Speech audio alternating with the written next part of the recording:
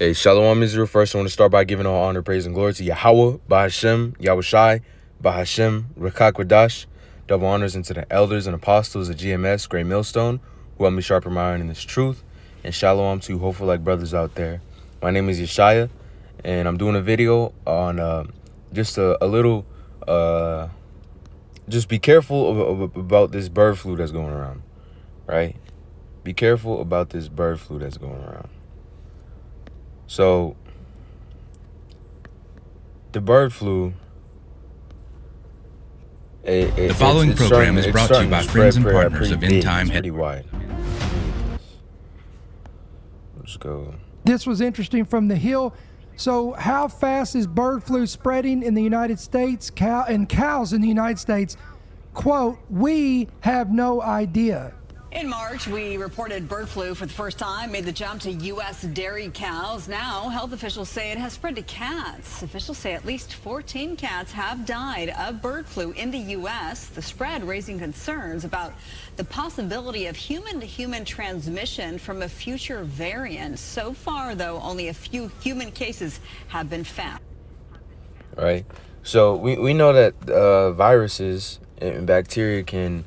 They can evolve and they can adapt to different things. So this bird flu can turn into something more serious, from cat, from cow to cat, from cat to human, human to human, and that's how these plagues start, And we know that the Lord is sending pestilence among the land. So, with that being said, just like Sirach, I believe it's the 5:15, be not ignorant in anything, whether it be big or small.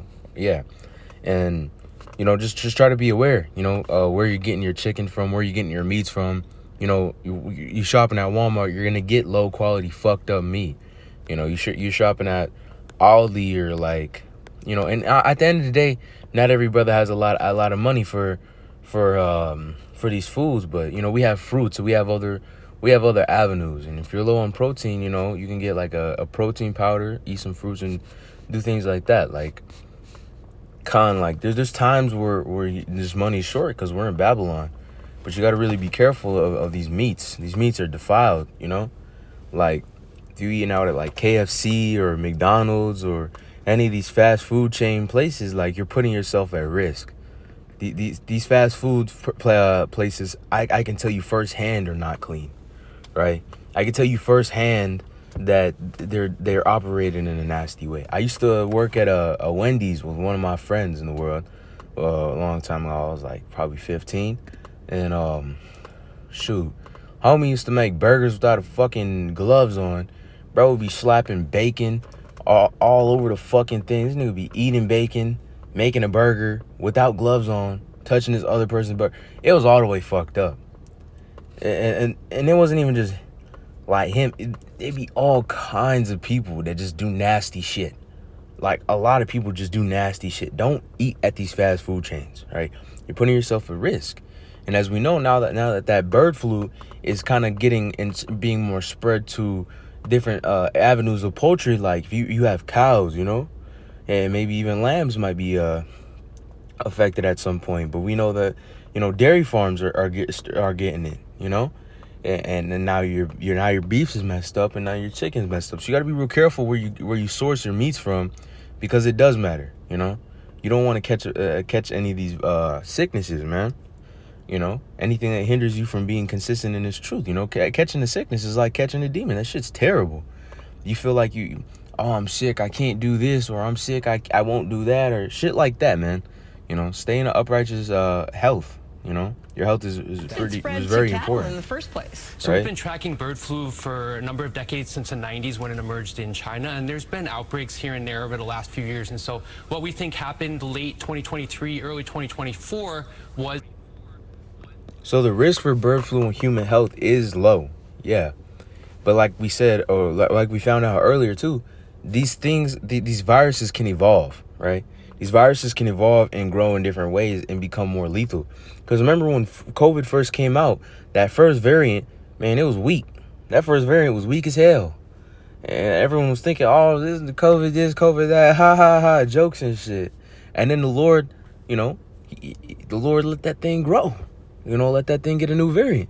And the Lord spread it everywhere. I lost a family member to COVID. I mean, that shit fucked him up. I mean, it was bad, you know? Like, the Lord really brought judgment upon his whole land, right? Whole land brought judgment because he allowed that variant to grow. Because a lot of people, they always count slackness for something, man. But the Lord, if this bird flu turned into something bigger, you know, you're careful now so that you don't contract that in any type of way, you know? We're aware of these pestilences, you know? Be not deceived by Satan's devices. They're saying, oh, it doesn't have a big risk on human health, but it does have a risk on human health, right? Migrating mallard ducks coming from the south back up north, there was probably a crossover event. One of those infected ducks landed on the farm, perhaps died in some feed that the cattle got into, and the virus made the jump. And just remember, flu virus is very easy to mutate compared to COVID. It's able to do so a lot faster. And so I think that's what happened. And now we have over 53 herds across 9 states officially, and that's definitely an undercount because a lot of farmers are just not incentivized to report this to the USDA right now. And there were some independent researchers that tracked the milk in the Midwest and found that it was prevalent in over 50% of milk samples. But again, this is not infectious virus because it's already gone through pasteurization.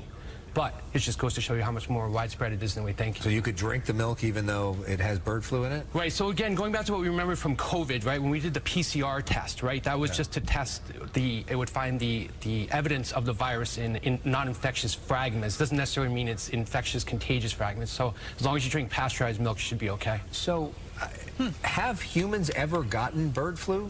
Yeah, so over the years, there's been about 900 cases, and the concerning thing is, as our viewer, the one that wrote in said, that 50% have died, and so it can be very virulent, like much more than COVID or any other pathogen we've seen. And so far with this particular strain, there's only been one reported case. This was a dairy farm worker in Texas who got a very bad case of conjunctivitis from working with infected cows. Yeah, so what does that look like? I mean, so if you've got bird flu, how is that different from the regular flu, from COVID, from other things people have experienced? I mean, we don't really know right now because we just have that one case that was really bad conjunctivitis. And so what we don't want is so the virus right now, we know it's present in the milk, and it's particularly high concentrations in the udders of dairy farm cows.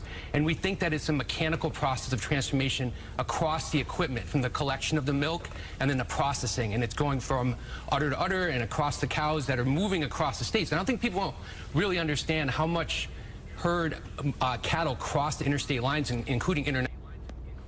Right. So now he's saying like that virus, there hasn't been very many reported cases, right? But they also said that a virus can evolve a lot easier than that of like something like COVID, you know? It can do something a lot easier and udder to udder. So you really shouldn't even be eating dairy in the first place. Dairy is fucking terrible for you. It's like it'll fuck up your hormones, and you know it's not one of a lot of the best things for you to eat because the way that they have it produced. So even if you do drink pasteurized milk, you know, drinking milk is like this store-bought milk over here. It's not good. It's not good. You have, you know, but you know that's just my opinion on dairy. I don't think it's a very good thing for people to be eating. But anyways, reading Luke 21:11, it says, "And great earthquakes shall be in diverse places, and famines and pestilences, and fearful sight and great signs shall there be from heaven." Right? So we understand that pestilences are going to be upon this earth, right? Let's go to Jeremiah and get a couple of those and wrap it up, right? So Jeremiah, we'll do this one. Jeremiah 42:22, it says, "Now therefore know certainly that ye shall die by the sword, by famine, and by pestilence in the place where ye desire to go and to sojourn," right? So there's going to be pestilence everywhere. We know pestilence is going to be a thing in Jacob's trouble. And 34:17, "Thus saith the Lord Yahawah, ye have not hearkened unto me, and proclaim liberty unto his brother, and every man to his neighbor. Behold, I will proclaim a liberty for you, saith the Lord Yahawah, to the sword, to the pestilence, to the famine, and I will make you to remove from all the kingdoms of the earth." The pestilence is a way the Lord uses the Lord uses pestilence as judgment. Shalak. You know? So there's pestilence in the land, you know. So with that being said, you know, I pray this lesson was edifying, and I want to end off with all honor, praise, and glory to Yahawah, bahasham, yahawashi, bahasham, raka, quadash.